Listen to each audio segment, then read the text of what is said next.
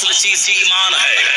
اگر وہ ایمان تیرے پاس موجود ہے تو تجھ سے بڑا دھنوان کوئی نہیں ہے. زندہ باد. اگر یہ ایمان تیرے پاس موجود ہے تجھ سے بڑا دھنوان کوئی نہیں ہے, تجھ سے بڑا مالدار کوئی نہیں ہے, تجھ سے بڑا صاحب ثروت کوئی نہیں ہے. اگر یہ بات یقین نہیں آئے تو تم یہ میں بولنا کہ مولانا اپنی طرف سے بول رہا ہے. قرآن شریف میں ایک سورت ہے سورہ دخان, اس کی فضیلت یہ آئی ہے کہ جو روزانہ سورہ دخان کو شام میں پڑھ لے صبح تک 70,000 فرشتے اس کے لیے بخشش کی دعا کریں گے.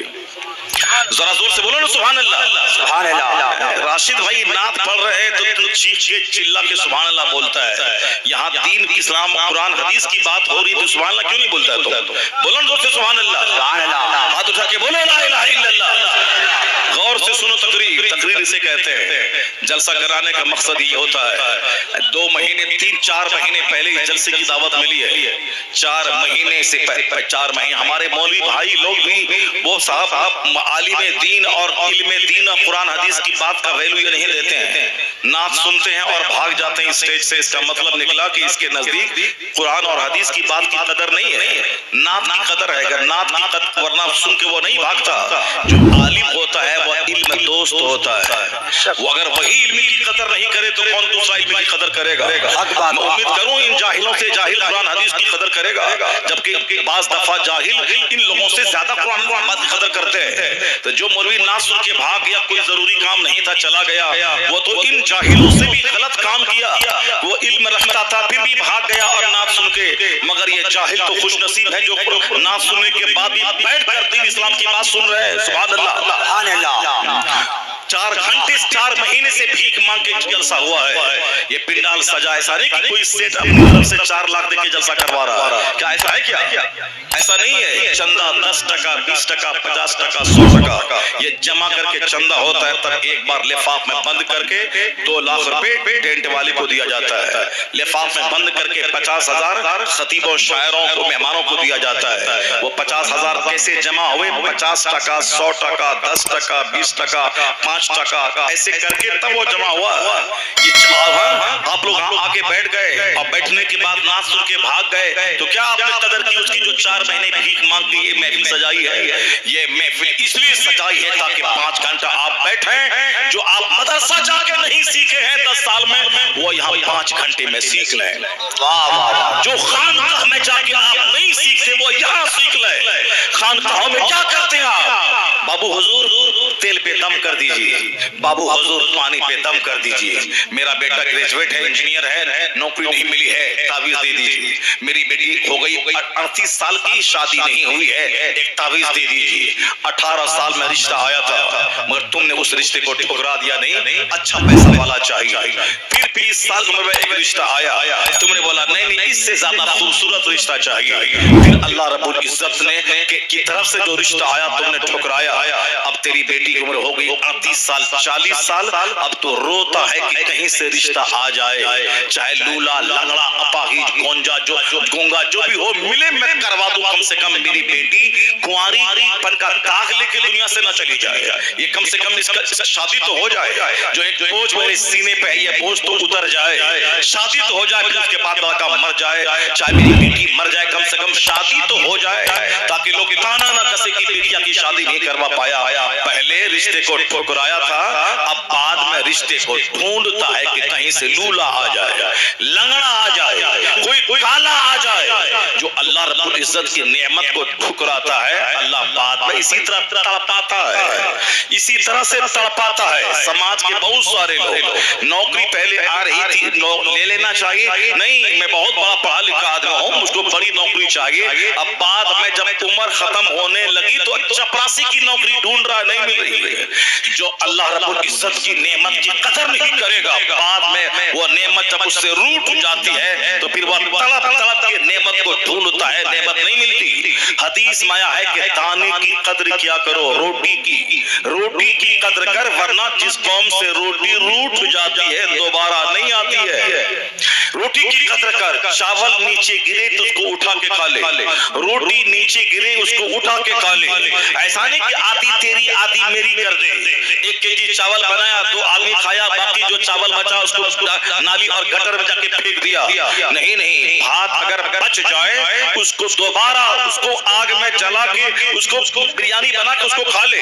روٹی بچ جائے, روٹی تو 10 دن تک خراب نہیں ہوتی ہے, اس روٹی کو کھا لے. روٹی کی قدر کر, ورنہ روٹی روٹ گئی تو دوبارہ نہیں آئے گی. اس لیے روٹی کی قدر, چاول کی قدر, مڑھی کی قدر, چوڑا کی قدر, دانے کی قدر ہونی چاہیے.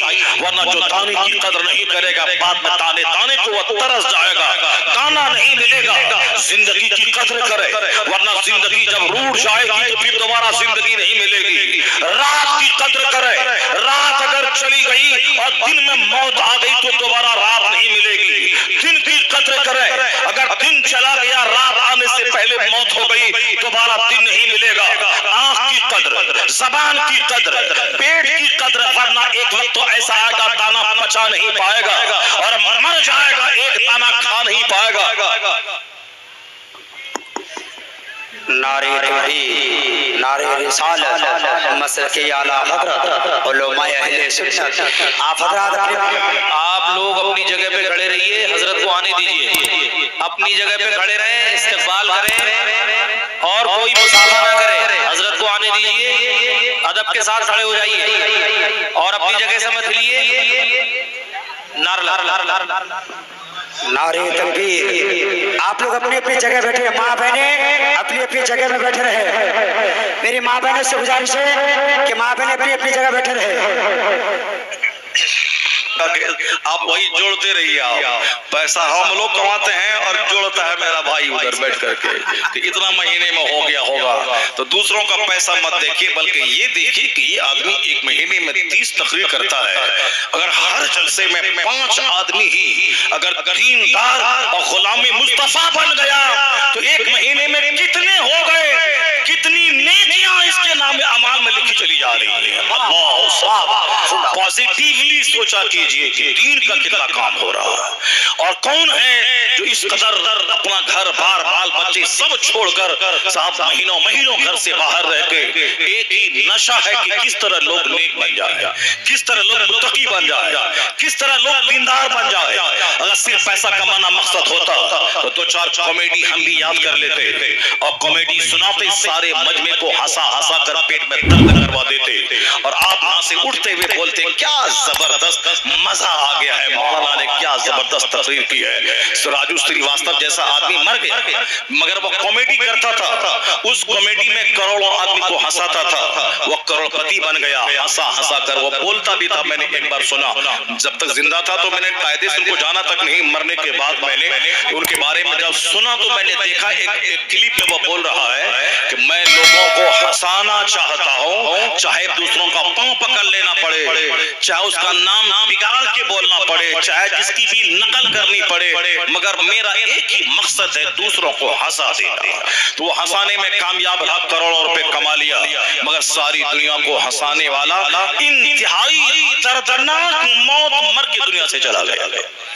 انتہائی حسرت کے عالم میں ساری دنیا جیم جاتے ہیں ہیلتھ کے لیے کہ میں صحت مند رہوں, اور وہ بھی جیم جاتا تھا, ایکسرسائز کرتا تھا. وہی اٹیک آیا, سینہ پکڑ کے بیٹھ گیا, ہاسپٹل میں گیا, وینٹیلیشن پہ 10 دن رہا, مر گیا. جوانی میں موت آ گئی. لوگ ہنساتا تھا, وہ ہنساتا تھا تاکہ میں بھی خوش رہوں. ہنسنے والا کا لنگس فری رہتا ہے اور کہا لنگس کی ورزش ہے, ایکسرسائز ہے, جھوٹ ہے. یہ کہا شیطان کی طرف سے ہے. مسکراہٹ سنت ہے, کہا شیطان کی طرف سے ہے. کہا مارنے کو جو لنگس کی ایکسرسائز لیتا ہے وہ تو ہنستا تھا, کروڑوں کو ہنساتا تھا. اس کو تو سانس لینے میں تنگی نہیں ہونی چاہیے, مگر وہ جم ہی میں بے دردی کے ساتھ مارا گیا. پتہ چلا ڈاکٹروں کا فارمولا جھوٹا, سائنٹسٹ کا فارمولا جھوٹا. جو فارمولا سائنٹسٹ کا مصطفیٰ کی سنت سے ٹکرائے وہ فارمولا جھوٹا. ڈاکٹر کی جو بات مصطفیٰ کی بات سے ٹکرائے ڈاکٹر کی وہ بات جھوٹی. نیتا کا فارمولا جو نبی سے ٹکرائے یہ ان کا فارمولا جھوٹا. لوگوں فلسفی جو قرآن حدیث سے ٹکرائے وہ فلسفی جھوٹی